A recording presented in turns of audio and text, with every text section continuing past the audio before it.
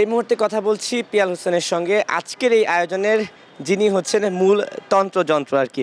একটু জানতে চাই কেমন আছেন আপনি? এখন বলতে খুব ভালো আছি, আর শো শুরুতে আর কিছুক্ষণ সময় আছে, তারপর আরো ভালো থাকবো। আচ্ছা, একটু এই শো সম্পর্কে জানতে চাই যে কেন, কি কারণে, কি উদ্দেশ্যে আজকের এই আয়োজনটা? দেখুন, শোর তো নামেই বোঝা যাচ্ছে ফ্যাশন ফর লাভ। এটা আমি সেকেন্ড সিজন, আমি আসলে অ্যাজ এ ফ্যাশন ডিজাইনারের জায়গা থেকে আমি এই শোটা প্রতি বছর করে থাকি। তো এইখানে আমরা যত নতুন ব্র্যান্ড আছে তাদেরকে আসলে আমরা ইন্ট্রোডিউস করি। যেমন এবারের আমাদের প্ল্যান ছিল যে আমাদের মিডিয়ার হিরো হিরোইনদের যত ব্র্যান্ড আছে তাদেরকে নিয়ে এবারে ফ্যাশন কিউ করব, তাদেরকে প্রমোট করব। বিকজ আমরা মিডিয়ার লোক যদি মিডিয়ার লোকের পাশে না থাকি তাহলে কিন্তু হবে না। বিকজ এখন কিন্তু মিডিয়াটা অনেক যুদ্ধের ভিতর থেকে যাচ্ছে। আর আমার সবচেয়ে সৌভাগ্য যে নতুন গভর্নমেন্ট আসার পর প্রথম শোটা আমি করছি বাংলাদেশে। তো এটা তো একটা অনেক বড় একটা পাওয়া আমার জন্য। তো আশা করি যে আজকের ফ্যাশন ফর লাভ ফ্যাশনকে আরও এক ধাপ আগিয়ে নিয়ে যাবে বাংলাদেশকে। এই যে বলেন না নতুন সরকার এসেছে, সেই প্রসঙ্গে কথা বলবো। তার আগে একটু বলতে চাই, দীর্ঘদিন তো আপনি এই জগতের সঙ্গে যুক্ত আছেন।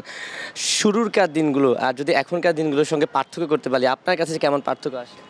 সে তো অবশ্যই। তো আমি যখন শুরু করি 2000 সাল থেকে, মানে এখন তো 26 বছর পেরিয়ে গেল আমার।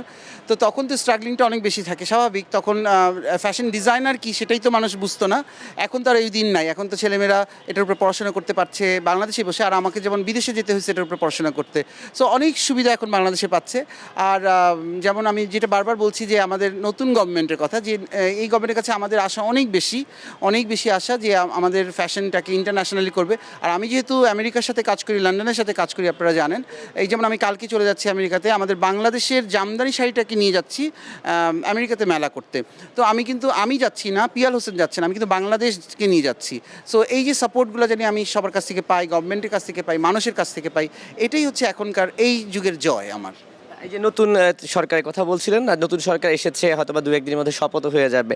এই মিডিয়া এই সেক্টর শুধু ফ্যাশন না, আপনার দৃষ্টিতে আর কি কি বিষয় আসলে সরকার নজর দেওয়া উচিত? আপনার কাছে কি মনে হয়? জামদানি শাড়ির কথা বলছিলেন। একদম, আমি ফ্যাশন ডিজাইনার, আমি শুধু ফ্যাশন নিয়েই কথা বলবো। পলিটিক্স আমি বুঝি না বলেও লাভ নাই।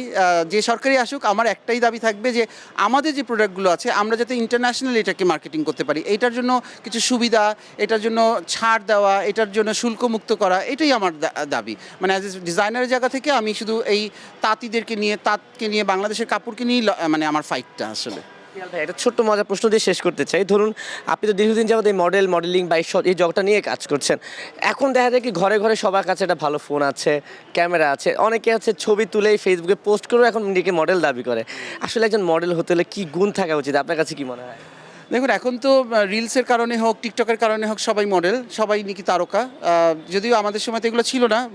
আমাদেরকে কাজ করে, কাজ দেখায় আমাদেরকে প্রমাণ করতে হতো নিজেদেরকে। এখন আর সেই সুযোগটা লাগে না। যে ইভেন আমি দুদিন আগে পর্যন্ত রিলস টিকটক ছিল না, এখন কিন্তু আমার রিলস টিকটক বানাচ্ছি এই 2 দিন ধরে। বিকজ দেখলাম যে আসলে না, যুগের সাথে চেঞ্জ করতে হয়, তাল মেলাতে হয়। তো এখনকার ছেলেমেয়েরা অনেক ফাস্ট, নিজেরা অনেক বোঝে।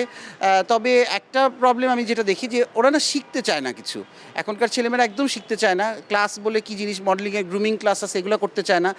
সবাই টিকটক বা রিলস করেই সবাইকে নিজে অনেক বড় মনে করে, যেটা আসলে খুব ক্ষণিকের জন্য হয়। হ্যাঁ, আপনি আসলে কাজ না জানলে না টিকে থাকা যায় না মিডিয়াতে। এখন পর্যন্ত সবাই শুধু ওই টিকটক ভাইরালের পিছনে দৌড়াচ্ছে, ভাইরালটা খুব বেশি দিন থাকে না। এবং একটা ব্যাপার হচ্ছে যে ছবি এডিট করে ভালোভাবে পোস্ট করলে মনে হয় যে আমি মডেল হয়ে গেছি না। একদম। আর এআইয়ের যুগ, সব কিছুই হয় এখন।